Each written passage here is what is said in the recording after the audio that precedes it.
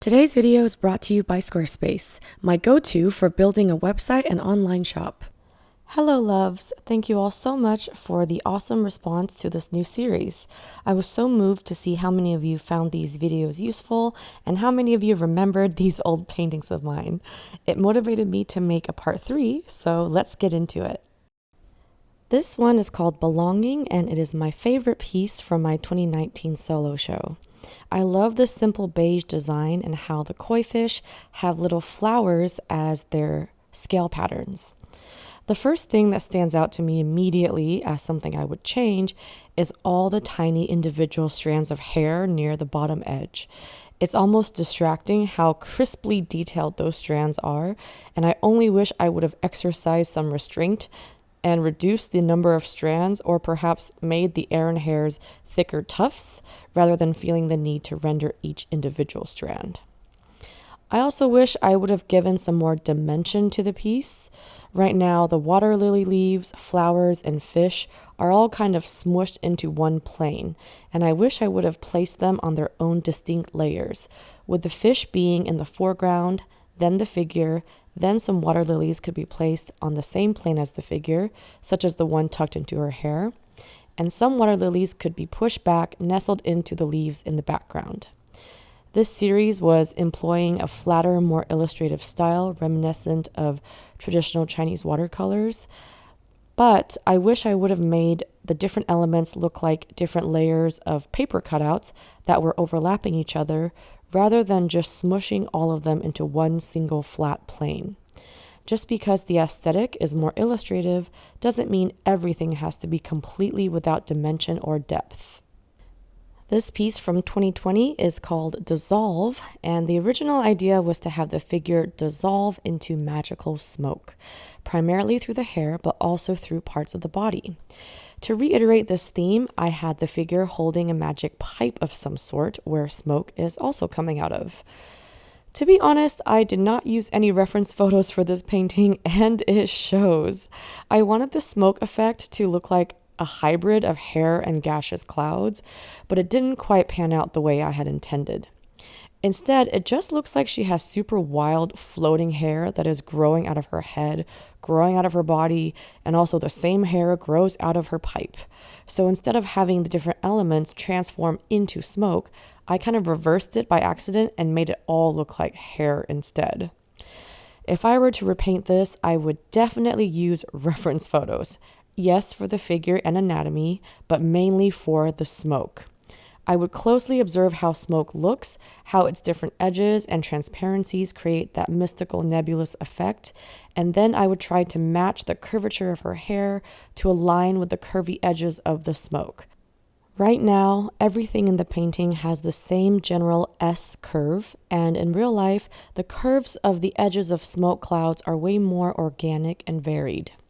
There's also no transparency being displayed in this piece, and in real life, smoke would be mostly transparent with a few moments of slightly increased opacity, kind of like a thin silk scarf floating in the wind.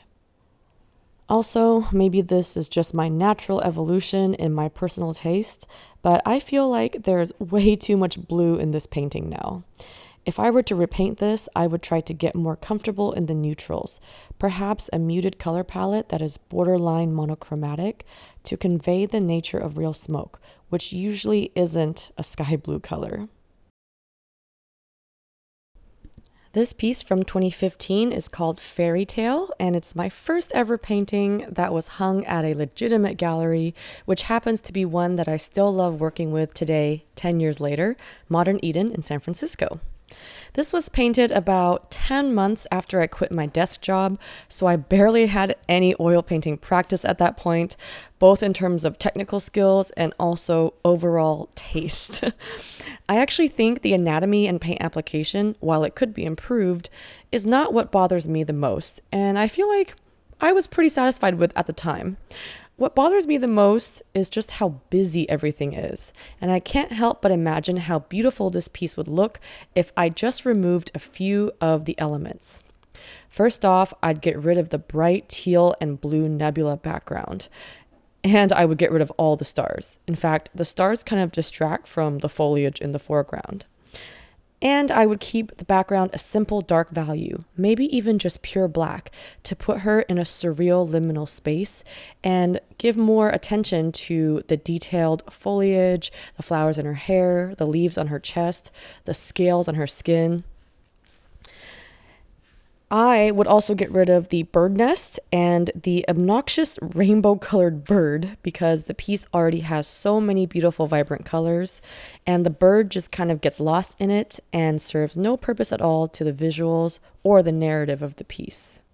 I remember I put this painting into my portfolio and I was showing it to another gallery owner when I was applying for a show there.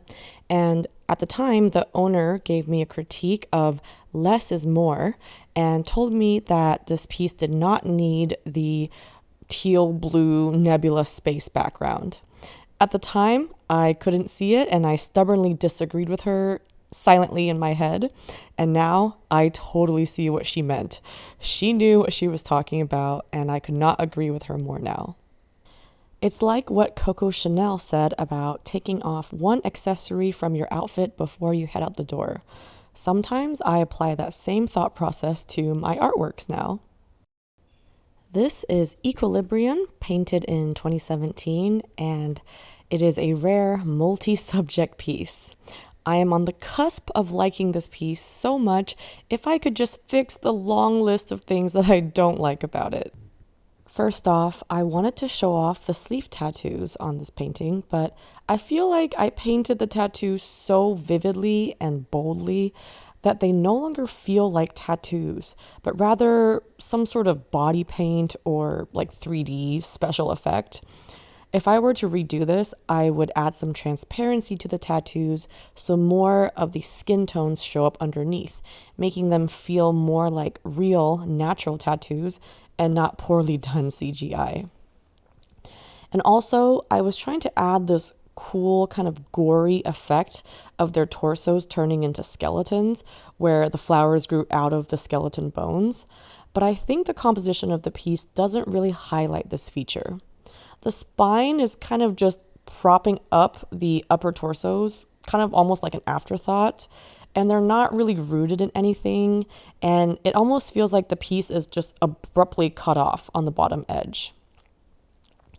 So there's not really enough room in the lower half of the painting to really see the transformation of the normal human anatomy into the skeletal bone structure.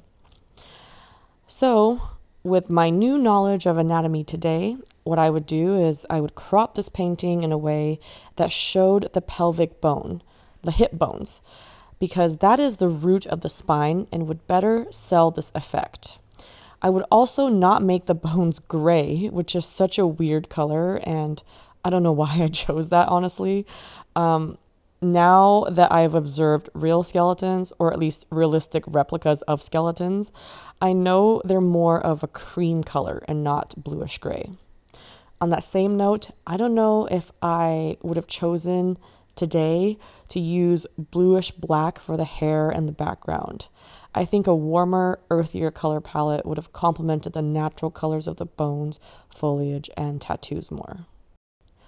Also, like with a lot of my pieces back then, the colors were just too chromatic across the board, and I really wish I would have toned it down.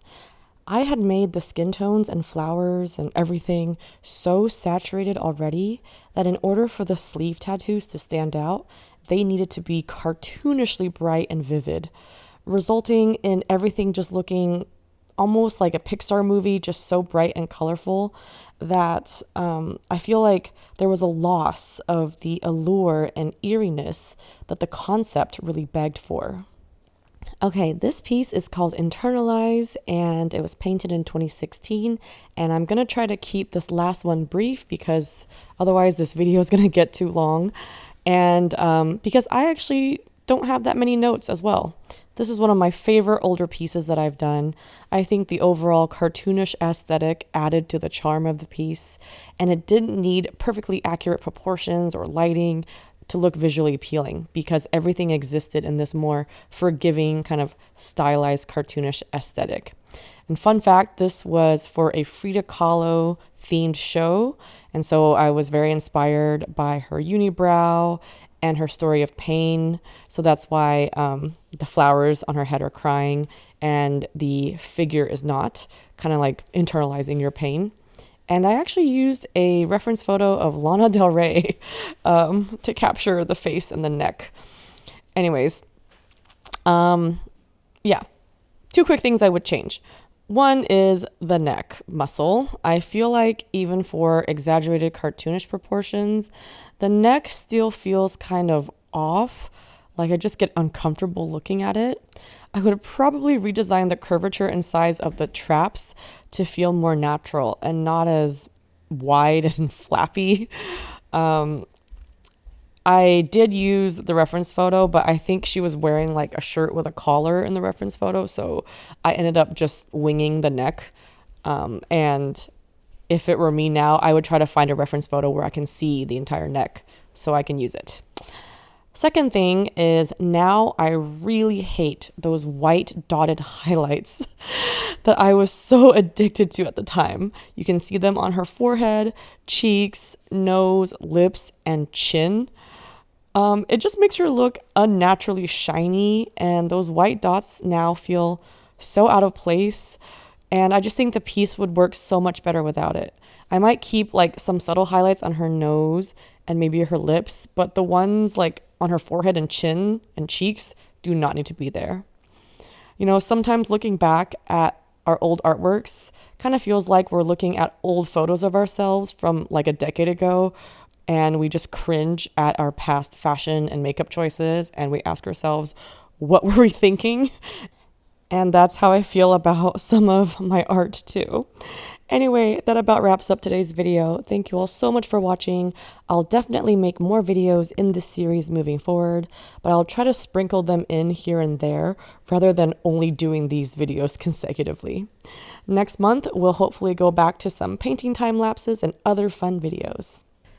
And of course, you guessed it, my eternal never-ending sale is still going on in my shop. So if you'd like 20% off your order of prints and originals, just enter the code HOLIDAY at happyd-artist.com. And if you're interested in learning more about how to paint and draw, I have lots of art educational content on my Patreon page, including exclusive video tutorials, step-by-step photo tutorials, live streams, podcasts, and even surprise art gift boxes. All available at patreon.com/happydartist.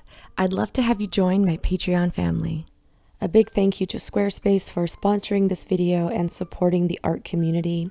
I've been using Squarespace for 10 years now, and it's been an integral part of being able to make a living as an artist.